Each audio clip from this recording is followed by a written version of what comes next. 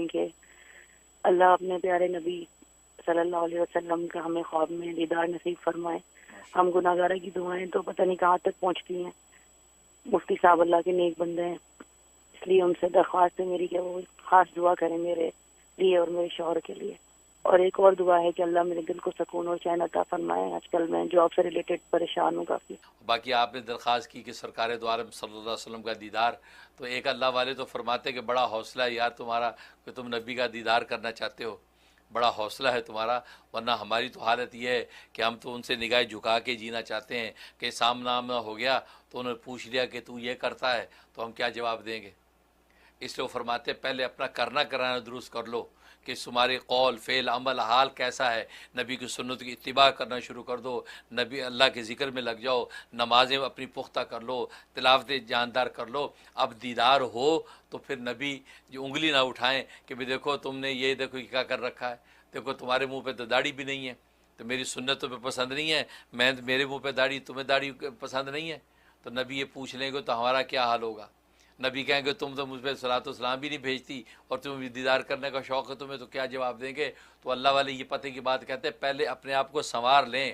جب اپنے آپ کو سنوار لیں، جیسے فرمایا جیسے کسی بڑے کے پاس سامنے جاتے ہیں تو ہم نہا دھو کے خوشبو لگا کے بند سنور کے جاتے ہیں، تو نبی کے سامنے جانے کا مطلب اپنے اعمال کو سنوار لیں، اپنے احوال کو سنوار لیں، ان کی اتباع سنت کو سنوار لیں کہ سنت کے مطابق کھانا بھی آ جائے، ہمیں سنت کے مطابق پینا بھی آ جائے. کہ دیدار ہو تو نبی خواب میں یہ پوچھ لیں تم سنت کے مطابق پانی نہیں پیتی ہو، تو میری ادا کے مطابق کھانا نہیں کھاتی ہو، میری ادا کے مطابق سوتی نہیں ہو، تو ہمارے پاس کیا منہ ہوگا، الٹا شرمندہ ہوں گے. تو اللہ والے فرماتے ہیں پہلے یہ کرو کہ اپنے آپ کو تم سنوار لو نبی کی تعلیمات کے مطابق، کیونکہ نجات تعلیمات پر ہے، اس تعلیم پر عمل پر نجات ہے، دیدار پر نجات نہیں ہے. دیدار ہمارا شوق اور محبت تو ہے لیکن نجات نہیں ہے. ایک آدمی کو 100 دفعہ خواب میں نبی کی زیارت ہوئی ہو لیکن نبی کے دین پہ عمل اگر نہیں کر رہا، سنتوں کی اتباع نہیں کر رہا، تو آخر میں پوچھا جائے گا. کیونکہ دیدار تو ابو جہل نے بھی کر لیا، اللہ ابو لہب نے بھی دیکھا، عتبہ شیبہ سب نے دیکھا.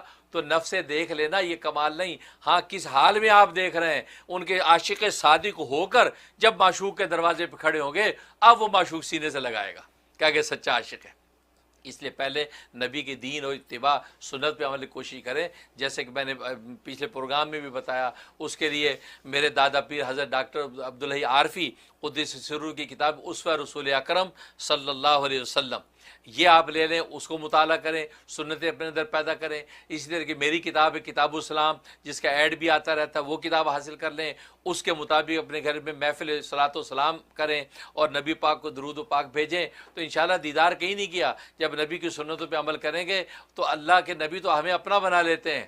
تبھی ایک حدیث میں فرمایا کلو نقین و تقین فہو آلی، کہ جو نیک پرہیزگار ہے یا نبی کی سنتوں پہ چلنے والا، اللہ کو یاد کرنے والا نیک پرہیزگار متقی، فرمایا وہ میری آل اولاد ہے.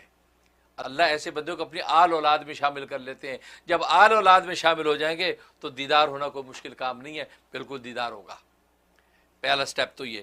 اور دوسری بات یہ کہ بالکل دل سے دعا کرتا ہوں اللہ آپ کو دیدار کے دولت سے مالا مال فرمائے، ظاہری باتیں دولتوں سے منور فرمائے.